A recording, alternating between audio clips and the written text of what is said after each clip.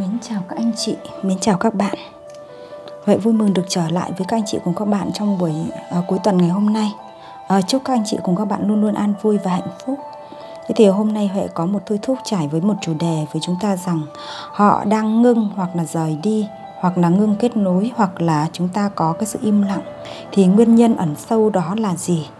Và trong các mối quan hệ này thì tất thảy những bạn mà có những mối quan hệ yêu xa, hoặc là những mối quan hệ mà chúng ta vẫn đang trong mập mờ, hoặc là những mối quan hệ mà chúng ta đang có những cái khúc mắc và đã có thể là ngưng liên lạc, hoặc là chúng ta đang có sự giận dỗi để dẫn đến những cái trường hợp mà chúng ta đang nghi ngờ, nghi hoặc không biết lý do nguyên nhân như thế nào, thì chúng ta hôm nay sẽ xem trải bài ngày hôm nay nhé. Còn những bạn mà hôm nay có những cái niềm vui và hạnh phúc trong mối quan hệ của mình rồi thì đây không phải là cái trải bài của các bạn đâu nhé. Và hẹn gặp lại các bạn ở những cái trải bài khác. Thế thì hôm nay Huệ có hai cái lựa chọn cho các anh chị đây. Chúng ta sẽ có một lá tượng trưng, đó là 7 tiền. Đấy, đang ngừng đây, chúng ta nhìn thấy đang ngừng nghỉ, hoặc là ngừng kết nối, hoặc là chúng ta có thể gián đoạn kết nối với nhau, ngắt kết nối với nhau, hoặc đang có sự giận hờn gì đó. Và lá số 8 ly là chúng ta đã có những cái giới hạn cũng giống như là đó, và có thể còn rời đi nữa. Thì đây chính là hai tụ mà chúng ta có sự lựa chọn tùy theo cái câu chuyện của các anh chị nhé.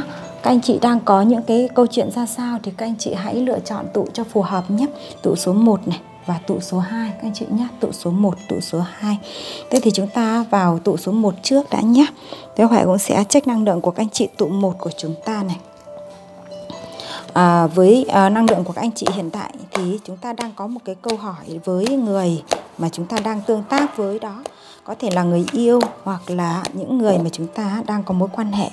Thì chúng ta đang có cái câu hỏi rằng họ ngưng, ngắt, dừng hoặc là di chuyển đi, thì ẩn sâu bên trong đó là gì? Cái mối quan hệ của chúng ta đang có cái ẩn sâu nhé. Thế thì các anh chị sẽ cùng với Huệ trải bài của chúng ta. Đó. Ẩn sâu trong cái mối quan hệ của chúng ta có cái sự ngưng nghỉ, ngắt kết nối đó là gì nhé.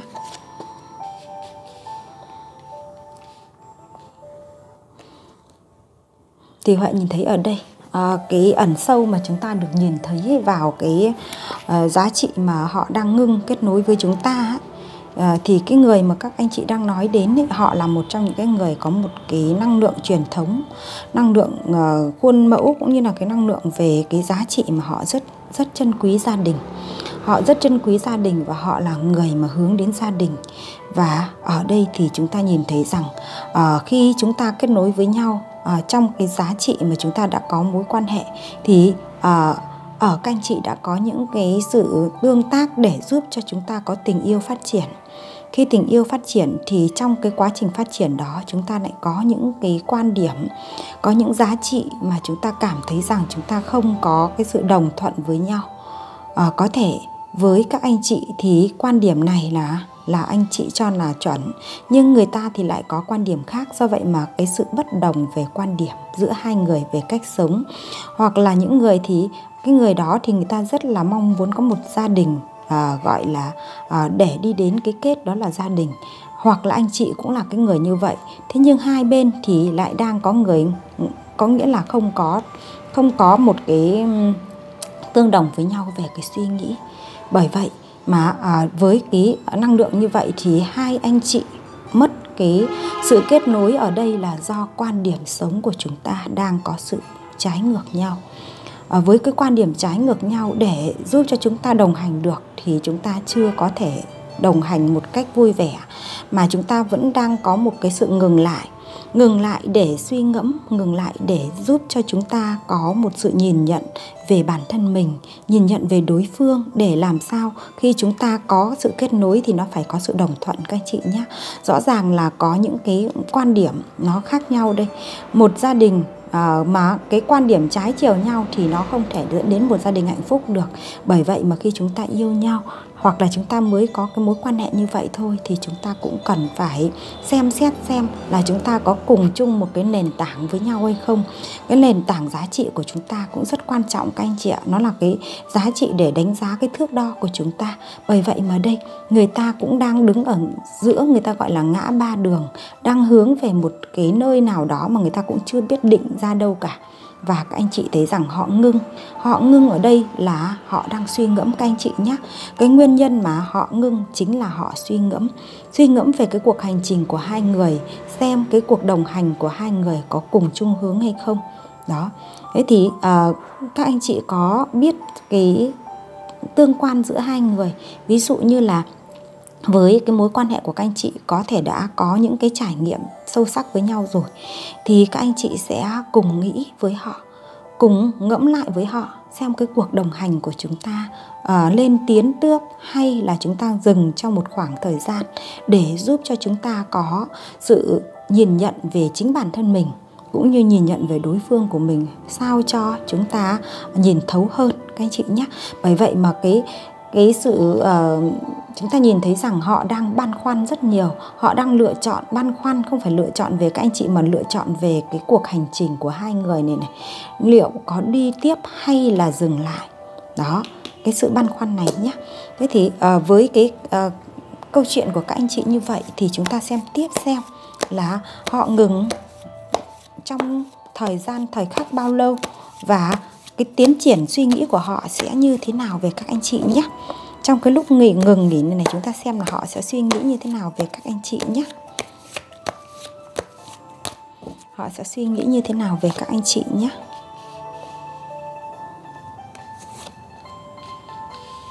Đó, họ có suy nghĩ như thế nào về các anh chị trong quá trình họ đang suy ngẫm đây.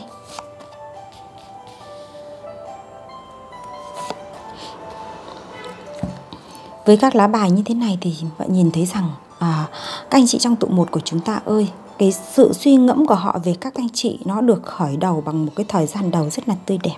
Họ có dấu ấn về các anh chị bởi vì chúng ta có những cái niềm vui, có cùng chung một giá trị, cùng chung những cái mang lại cho nhau. Thế nhưng cái thời khắc đó nó không kéo dài. Cái khoảnh khắc đó nó không kéo dài, mà nó đã có những cái sự bất đồng quan điểm xảy ra. Có sự đấu tranh, có sự không được tương thông với nhau. Đó. Hoặc là trong hai người có người đã có một cái sự không được chân thành ở trong mối quan hệ của các anh chị. Và họ đang nghĩ về các anh chị này. Chính bản thân họ cũng thấy rằng họ cũng mông lung, họ cũng không biết được cái mối quan hệ này có phải là mối quan hệ mà mang lại cho họ cái sự hạnh phúc thật sự hay không. Do vậy mà họ mới mông lung, họ vẫn có cái sự nghi ngờ đây này nhé. Họ nghi ngờ. Do vậy mà với cái con người này, họ thấy rằng ở các anh chị cũng đang có một cái sự cân nhắc. Bởi vì hai bên cùng cân nhắc, do vậy mà họ cũng là người cân nhắc. Và sau đó họ đấu tranh đây. Họ đấu tranh, họ chống đỡ đấu tranh trong cái suy nghĩ của họ. Giữa cái suy nghĩ của họ với lại cái lời nói hành động của họ cũng có sự đấu tranh với nhau. Và cái khoảnh khắc mà mang lại cho họ cũng như là các anh chị cái hạnh phúc này cứ ghi dấu trong bản thân của họ.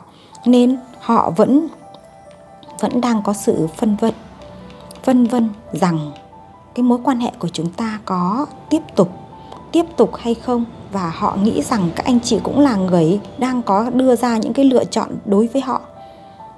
Bởi vì trong cái ngắt kết nối này, cái mối quan hệ của các anh chị ở đây, Huệ nhìn thấy rằng cái ngắt kết nối này là do cái quan điểm bất đồng với nhau về cái cách sống, về cái suy nghĩ, về cái đường hướng, về cái bước đi. Do vậy mà chúng ta mới có những cái sự mông lung trong cái cuộc sống của mình như thế này.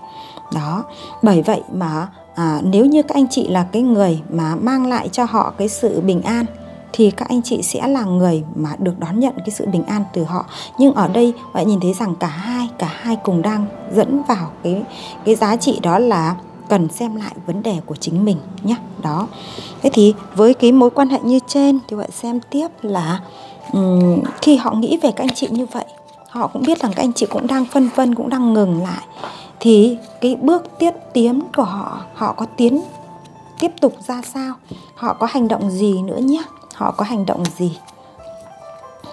Kế tiếp là họ suy nghĩ về các anh chị như vậy thì họ có hành động ra sao nữa nhé. Họ có hành động gì hay không? Họ có hành động gì hay không? Sự hành động của họ là ra sao?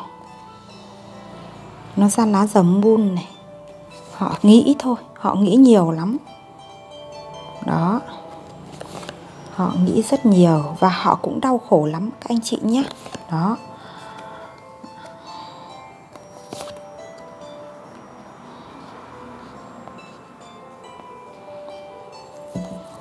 Ở đây Huệ nhìn thấy rằng trong cái thời khắc mà họ nghĩ về các anh chị này thì họ rất đau khổ này. Họ đau khổ thật sự luôn chứ không phải là không. Bởi vậy mà trong cái mối quan hệ này chắc chắn rằng các anh chị đó có sự gắn kết gì đó mang cái sự sâu sắc rồi. Bởi vậy mà trong khi mà họ ngưng lại và họ nghĩ rằng các anh chị cũng đang có một cái sự băn khoăn để mà giải quyết vấn đề của cả hai người, thì họ luôn luôn là cái người mộng ước đến cái giá trị mà xưa kia hai người đã có với nhau. Xưa kia hai người đã có với nhau. Và họ luôn là cái người trong suy nghĩ của họ. Và càng nghĩ đến những cái quá khứ thì họ lại càng có một cái sự tổn thương. Bởi vì họ biết rằng là hai người đã có giá trị tốt đẹp bên nhau, nhưng hiện tại bây giờ đã để dẫn đến trường hợp ngưng lại là có lỗi của họ nữa, cả của họ. Và họ cũng không ở đây thì không thấy có họ có oán trách, nhưng mà họ là cái người mà tự ôm cái sầu bi vào mình để họ tự buồn trong chính bản thân họ rất là nhiều. Đó. Và trong bản thân của họ thì họ cũng vẫn là một trong những cái chàng thanh niên mà dù là lớn tuổi hay là chưa, nhưng mà cái sức trẻ trong họ cũng vẫn là nhiều. Do vậy mà họ vẫn biết rằng bản thân của họ có những sự nông nổi, bản thân của họ chưa đủ sâu sắc để mang lại giá trị hạnh phúc cho các anh chị. Bởi vì họ nhìn thấy ở các anh chị đây, họ nghĩ rằng các anh chị là người rất là sâu sắc. Bởi vì những người ở đây thì trải bài, cái người đang xem đây họ nhìn thấy rằng cái người đang xem là năng lượng nữ là chính, thế còn cái người mà các anh chị đang nghĩ đến là năng lượng nam. Đó. Do vậy mà cái người mang năng lượng nữ này họ có cái sự sâu sắc, họ có sự nhìn thấu. Do vậy mà cái người nam này có những cái lúc mà họ có những cái bồng bột phát từ suy nghĩ đến hành động, rồi đến cả cái lời ăn tiếng nói, làm cho cái sự mông lung của hai người, có nghĩa là hai người không có đồng quan điểm ấy, thì họ thấy là bây giờ họ rất là hối hận này. Họ hối hận vì những cái hành động của họ như vậy. Đó. Và họ thấy rằng có thể trong cái cuộc hành trình này họ sẽ là cái người mà rời đi với một cái gánh nặng, để mong làm sao cho các anh chị là một cái người, để cái người mà họ nghĩ đến này là cái người mà có cái giá trị tốt đẹp. Bởi vì họ luôn có mong nghĩ rằng là cái tình yêu của họ đối với các anh chị thì nó chưa đủ mang cái giá trị hạnh phúc đến cho các anh chị, nên họ sầu bi và họ có thể họ ra đi với một cái gánh nặng các anh chị này. Đó, rời đi với một cái gánh nặng về tâm trí, rằng mong muốn cho các anh chị được hạnh phúc, mong muốn cho những người được nghe cái trải bài này được hạnh phúc hơn. Bởi vì họ nhìn thấy ở các anh chị là những cái giá trị, mang cái giá trị tốt đẹp hơn. Đó. Thế thì họ có hành động ra sao? Thì ở đây nhìn thấy rằng họ hành động là họ có thể họ sẽ rời đi đó nhé. Đây, rời đi đây. Thế thì Huệ xem tiếp xem có phải là họ rời đi để mà mang lại cho các anh chị hạnh phúc, hay họ rời đi để trốn tránh một cái tình yêu nhé. Đó, một cái tình yêu mà không dám đối diện để cùng sửa chữa, để cùng gắn kết, thì họ rời đi với cái nguyên nhân gì nhé. Bởi vì Huệ trải tiếp một cái trải bài nữa.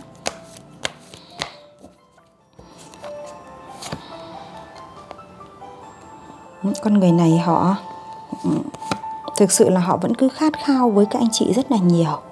Thế nhưng cái bản thân của họ thì họ lại thôi thúc họ rằng họ chưa có cái sự xứng với các anh chị, để các anh chị vẫn còn không được hạnh phúc. Đó. Thì cái sự rời đi này không phải là cái sự rời đi mang cái tính chất kết thúc đâu các anh chị này.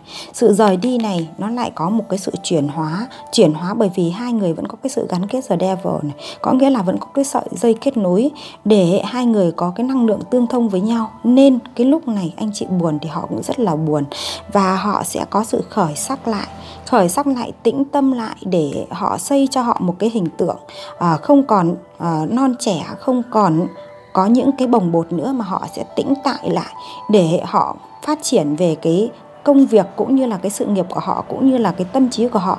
Sau đó thì họ sẽ có một cái cuộc hành trình mới, và cái người này thì cái giá trị của họ sẽ phát triển để thành the Messian, có nghĩa là một người có cái giá trị vẹn toàn hơn.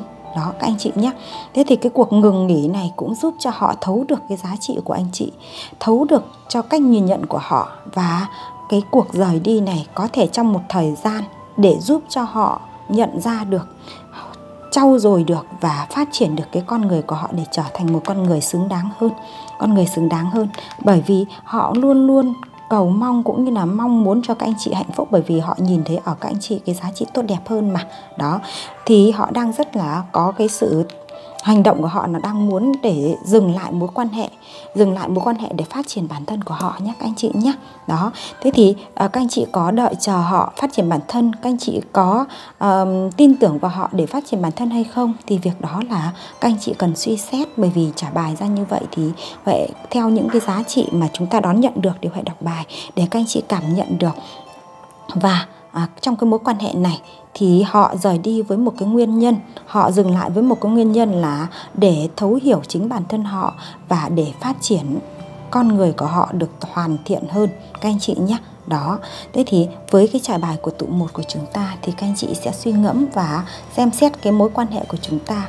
Còn đây là một cái trường năng lượng mà chúng ta được kết hợp với rất nhiều người, thì cái người mà đang nghe đây này là cái người mà đang có được cái năng lượng tốt hơn cái người mà chúng ta đang nghĩ đến. Bởi vậy mà họ có được thấu được giá trị của mối quan hệ, và họ luôn có cái sự hồi tưởng các anh chị nhé.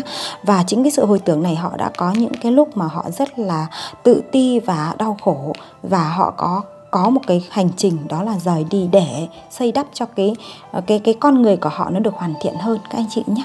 Thế thì ai mà có những cái trải bài nó tương đồng, hoặc là có cái câu chuyện tương đồng, hoặc là chúng ta có cái câu chuyện mà chúng ta có những cái khúc mắc ấy, thì các anh chị hãy liên hệ với Huệ nhé để chúng ta sáng tỏ hơn. Còn đây là trải bài chung, các anh chị hãy nhận lại những cái thông tin mà nó trùng khớp với lại cái câu chuyện của các anh chị để chúng ta hiểu rõ hơn về người và biết rõ hơn về mình các anh chị nhé. Đó, bởi vậy mà đây chính là trải bài của các anh chị tụ 1. Hẹn gặp lại các anh chị tụ 1 ở các trải bài tiếp theo nhé. Và xin cảm ơn các anh chị luôn có sự đồng hành, chia sẻ cũng như là đăng ký kênh cùng với Huệ Hoan Hỷ. Và mỗi khi Huệ đọc những cái chia sẻ của các anh chị thì Huệ rất là vui, bởi vì là chúng ta có những cái sự sẻ chia trong cuộc sống để giúp nhau có cái động lực cũng như là tạo ra cho nhau nhiều giá trị hơn các anh chị nhé. Đó, thế thì cảm ơn và hẹn gặp lại các anh chị. Huệ lại chuyển sang tụ 2 của chúng ta đây. Đó, tụ 2 của chúng ta thì các anh chị chọn cái dừng lại rời đi là 8 ly nhé các anh chị nhé. Thế bây giờ Huệ cũng sẽ check cái câu chuyện của các anh chị để chúng ta xem là nguyên nhân ẩn sâu trong cái nguyên nhân dừng lại, ngừng kết nối hoặc là rời đi đó, hoặc là chúng ta có cái sự mâu thuẫn đó, thì ẩn sâu bên trong đó là gì các anh chị nhé. Ẩn sâu bên trong của các anh chị tụ 2. Cảm ơn các anh chị tụ 2 nhé. Ai là lần đầu tiên xem kênh của Huệ Hoan Hỷ thì các anh chị hãy đăng ký kênh giúp Huệ nhé. Và tặng cho Huệ một like để chúng ta có sự tương tác nhé. Cảm ơn các anh chị rất nhiều. Đây chúng ta sẽ sang tụ 2 ngay đây. Đó. Bài học của các anh chị tụ 2 này. Cái người mà các anh chị đang nghĩ đến ý, là họ ngừng, họ dừng, họ di chuyển, hoặc là họ ngắt kết nối với một cái tâm thái rằng con người này Huệ nhìn thấy rằng cái chủ đạo của họ, cái mối quan hệ giữa anh chị với nhau nó đang là mối quan hệ thức tỉnh, giúp cho họ thức tỉnh cái giá trị bên trong của họ. Và những cái lúc mà họ bị rối bời, hoặc những cái lúc mà họ gặp những cái khó khăn trong hoàn cảnh, hoặc là khó khăn trong cái tài chính của họ. Ở đây có thể khó khăn trong tài chính, hoặc khó khăn trong cái việc mà giải quyết cái nội bộ gia đình, hoặc là những cái giá trị gì có mối quan hệ nó liên quan đến tâm trí của họ, thì họ hay bị rối bời. Và cái này nó ảnh hưởng rất lớn đến cái tâm thái của họ. Bình thường tương tác với các anh chị thì nhiều lúc là họ rất vui, họ rất sung túc, họ rất có những cái giá trị trong đó. Thế nhưng khi mà gặp trong đường đời của họ, họ gặp những cái sự bất an, gặp những cái sự mà thiếu thốn, hoặc là gặp những cái sự liên quan đến cái giá trị của họ, thì họ lại là cái người mà chưa cân bằng được. Bởi vì trong của họ luôn luôn có một cái sự thôi thúc, luôn có một cái nguồn ánh sáng mà thôi thúc họ. Nên con người này là con người liên quan đến năng lượng tâm linh là chính. Nên khi tương tác với những người này thì rất nhiều lần họ sẽ tự ngừng ngắt, và họ không có cái thông tin trở lại với các anh chị, và các anh chị thường nghi ngờ họ. Thế nhưng mà nhìn vào cái sự ngừng ngắt này của họ, thì đây chính là một trong những cái chặng đường để giúp cho họ phát triển bản thân, giúp cho họ tìm lại chính mình, và giúp cho họ sẽ nhận ra được cái giá trị trên cuộc hành trình của họ. Do vậy mà những lúc như thế này thì họ ngừng tương tác với anh chị. Có thể họ còn ngắt hết những cái mối quan hệ để cho họ được ngồi yên, hoặc là họ quay trở về để họ tự một mình đó. Đó chính là cái con người liên quan đến tụ số 2 mà các anh chị đang nghĩ đến đây này. Con người này thì chúng ta nói rằng cái tính khí của họ nó cũng thất thường. Cái giá trị liên quan đến cái mối tương tác nó cũng không được đồng nhất. Nhiều lúc mà rất là vui, những lúc thì rất là buồn. Bởi vì trong tâm thái của họ, các anh chị nhìn thấy rồi đấy, họ đang cái cuộc hành trình tìm ra chính mình mà.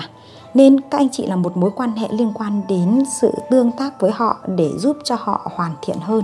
Đó nhé, tương tác với họ. Thế còn khi họ ngừng như thế này, thì trong suy nghĩ của họ về các anh chị ra sao nhé? Họ có nghĩ đến không? Những người như thế này thì Huệ thấy rằng nhiều khi họ chả nghĩ đâu, họ đang nghĩ việc của họ ấy. Thế còn xem họ có nghĩ đến các anh chị hay không nhé, các anh chị sẽ nhìn nhận nhé. Họ có nghĩ các anh chị nhé. Họ nghĩ đến các anh chị mà. Đó. Con người luôn luôn có cái sự khổ trong tâm. Nhưng mà các anh chị ơi, đây, họ là người khi ngừng như này họ vẫn nghĩ đến các anh chị nhá. Họ trân quý, họ vẫn biết rằng các anh chị nghe cái bài này, giải bài này là các anh chị là cái người sống cảm xúc, sống giàu tình yêu thương. Họ nhận biết được điều đó. Và những cái lúc mà họ có cái ngừng ngắt như này thì họ thấy rằng họ là người mà có lỗi với các anh chị rất là nhiều. Họ cảm nhận được mà, họ biết là. Thế nhưng mà cái con người này họ không nói ra đâu. Họ có lỗi họ cũng không có nói ra, mà họ biết đấy nhưng mà họ cũng không có chia sẻ đâu các anh chị ạ. Nên trong cái cuộc hành trình này là họ cứ âm thầm rời đi, âm thầm ngừng lại, và âm thầm tự mình giải quyết vấn đề của mình. Và do vậy thì họ nghĩ về các anh chị rằng cái cốc tình yêu của họ với các anh chị nó vẫn ở đó. Nó vẫn ở đấy, nó vẫn ngồi đấy, và anh chị vẫn cầm nắm nó. Do vậy mà họ cũng vẫn cứ chẳng chia sẻ, chẳng nói năng, chẳng gì cả. Còn việc của họ ngừng là họ cứ ngừng thôi. Và đây họ cũng đang băn khoăn. Con người này họ băn khoăn nhiều lắm các anh chị ạ. Họ nghĩ nhiều hơn hành động mà. Họ suy nghĩ rất là nhiều. Nhiều khi cái suy nghĩ của họ nó làm cho họ bị chết đấy. Thế nhưng họ sẽ có một cái cuộc hành trình để phát triển bản thân, phát triển cái tâm thức của họ. Thì những cái khổ đau, những cái mà họ cái con người này họ tự đưa về cho họ nha. Họ tự đưa về cho họ. Rõ ràng đáng nhẽ trong con người của họ nó phải có cái năng lượng này, nhưng họ đây là đang cái hành trình phát triển nên họ tự đưa về cho họ trong những cái suy nghĩ như vậy. Nên là họ sẽ để các anh chị một cách là ở đấy, ngồi yên ở đấy, cứ ở đấy mà chờ mà đợi. Và cái người ở trong tụ 2 của chúng ta thì các anh chị đã bị chờ đợi rất nhiều lần rồi. Rất nhiều lần họ đã có những cái tâm thái như thế này rồi, nhưng anh chị bị chờ đợi rất nhiều lần. Và khi chờ đợi nhiều lần này, các anh chị nhìn thấy cái khuôn mặt của chúng ta đây, chúng ta cũng mệt mỏi mà. Bởi vì cái thoáng cái thì lại lúc ẩn lúc hiện mà. người ta gọi là giờ hơi biết lúc ẩn lúc hiện đó. Và 9 kiếm nữa này, chúng ta thấy đây, nó đi song hành với nhau, nó mang lại cho cái người này rất nhiều những cái suy tư mà buồn giàu các anh chị nhé.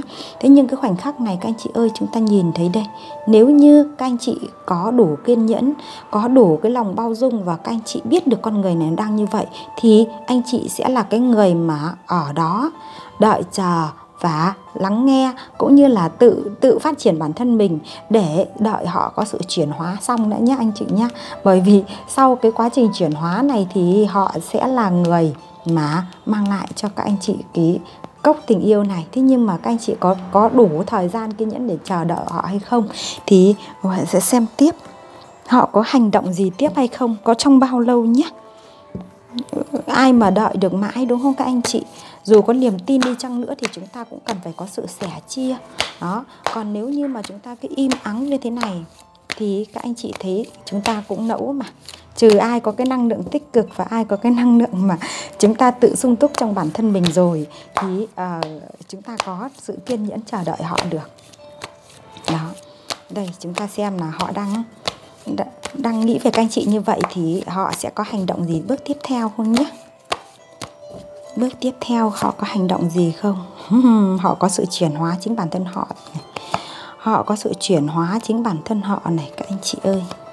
Đó, các anh chị thấy chưa? Con người này là con người đang giống như là cái con bướm nó đang ở trong cái kén mà nó chuẩn bị nó được lột xác ra khỏi bên ngoài cái kén để chở con sâu, để nó trở thành một con bướm xinh đẹp ấy. Đó. Con người này các anh chị ơi, những cái khoảnh khắc mà họ đang có những cái trầm ngâm như thế này, đang có cái sự thu mình về và không có liên lạc như này, là họ đang có cái kết nối tâm linh của họ bên trong nó bừng phát. Nó cần đưa họ để trở về tĩnh tại, tĩnh tâm thì họ mới sáng tỏ được vấn đề.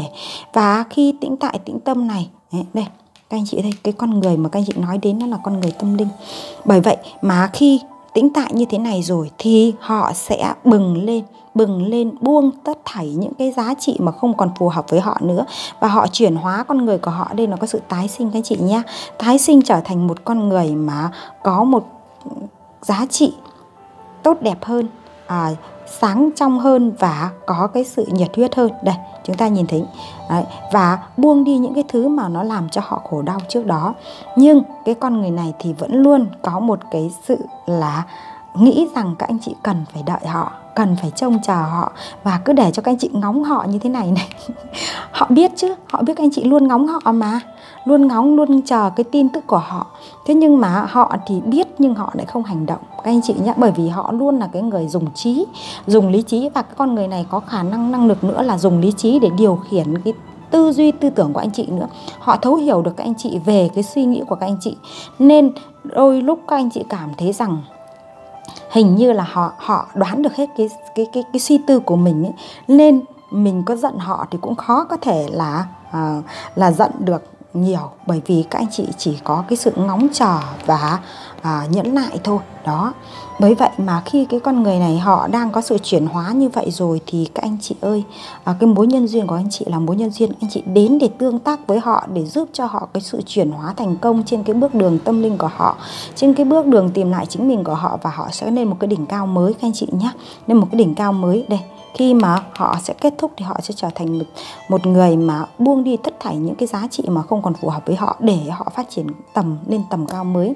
Thế thì con người này bảo có hành động không? Họ hành động bằng lý trí, bằng tư tưởng và bằng chính năng lượng họ đang điều khiển các anh chị đấy. Bởi vậy mà các anh chị cứ ngóng cổ trông dài như thế này mãi này, cứ ngóng mà trông thôi, ngóng mà trông thôi. Còn họ thì có cái năng lượng phát ra để giúp cho các anh chị là hiểu được các anh chị. Đấy, nhưng các anh chị để hiểu được người này thì khó mà, khó. Bởi vì họ không có sẻ chia mà họ luôn làm cho các anh chị sự bất an, luôn làm cho anh chị cái sự nghi ngờ, sau đó là cái sự mệt mỏi nhé. Đó. Thế thì cái mối quan hệ này các anh chị có đủ kiên nhẫn để chờ đợi họ không? Để cho họ chuyển hóa không? Hay các anh chị sẽ cảm thấy rằng mình bị tổn thương quá? Thì các anh chị sẽ chia sẻ cùng với Huệ nhé. Huệ sẽ trải bài tiếp để xem là vậy khi họ đã có sự phát triển tâm thức hết như này rồi thì họ sẽ quay lại với các anh chị, hay là họ có những cái hoạt động gì nữa nhé. Đó, bởi vì họ biết các anh chị vẫn đợi mà. Đó, thì đây ra lá 6 tiền này, có sự sẻ chia cân bằng này. Ra lá 10 tiền nữa này. Đó. Vậy các anh chị ơi, các anh chị đồng hành cùng với họ thì cái thành tựu của các anh chị sẽ là một gia đình mang cái giá trị rất là yêu thương đây. Đó. Có sự sẻ chia, có sự hạnh phúc và mang lại cho các anh chị có nghĩa là mang lại cho chúng ta một cái niềm hạnh phúc ở đây. Đó. Và để được cái niềm hạnh phúc này thì các anh chị phải là người biết năng lượng của họ và biết họ đang thế nào. Và các anh chị là cái người mà phải định hướng cho mình là mình có trò được hay không, và mình có đủ cái, người ta gọi là cái sự kiên nhẫn, đủ cái tình yêu thương và sự bao dung để đợi họ hay không. Và nữa là nếu như các anh chị cảm thấy rằng cái cuộc hành trình của các anh chị quá mệt mỏi, hoặc là chúng ta cảm thấy rằng mà chúng ta cần phải kết thúc, thì cái này nó lại không xảy ra được các anh chị nhé. Đó. Bởi vậy mà đây nó có hai mặt, anh chị lựa chọn ra sao thì nó sẽ được như vậy. Thế còn con người này thì người ta phải bước đến cái cuộc hành trình như vậy. Họ không đến để mà mang cái tình yêu thương, mang cái sự chia sẻ một cách dễ dàng với những người họ kết nối yêu thương, mà cái cuộc hành trình của họ thì cái giá trị bên trong của họ, bởi vì họ là cái người mà mang cái giá trị tâm linh rất là cao, họ còn có thể là những người thầy hướng dẫn sau này nữa, nên họ phải phát triển, và cái người đồng hành cùng với họ phải là người thấu hiểu họ thì mới có thể mang lại cho nhau cái sự hạnh phúc như thế này được. Thế còn đây thì có hai mặt đây. Sự suy nghĩ nếu chúng ta có hạnh phúc như thế này thì chúng ta phải có cái bước đường và có cái sự kiên nhẫn. Còn nếu như chúng ta không thì chúng ta sẽ có sự kết thúc để chúng ta chuyển sang một hướng mới các anh chị nhé. Đó, đây thì nếu như mà đây là câu chuyện chung của nhiều người mà các anh chị cảm thấy rằng nó đồng với cái câu chuyện của các anh chị thì các anh chị đón nhận những cái thông tin đó nhé. Thế còn nếu như mà thông tin của anh chị nó có những cái thông điệp mà nó khác đi nữa thì các anh chị có thể là liên hệ với Huệ để chúng ta cùng giải quyết cái vấn đề của chúng ta cho nó cụ thể hơn, bởi vì nó có liên quan đến câu chuyện cụ thể thì nó sẽ ra cái kết quả cụ thể các anh chị nhé. Đó, cảm ơn các anh chị tụi hai rất nhiều và hẹn gặp lại các anh chị ở những trải bài sau. Nhớ đăng ký kênh cùng ủng hộ với Huệ nhé. Ai có liên lạc thì liên lạc qua số Zalo nhé. Cảm ơn các anh chị rất nhiều.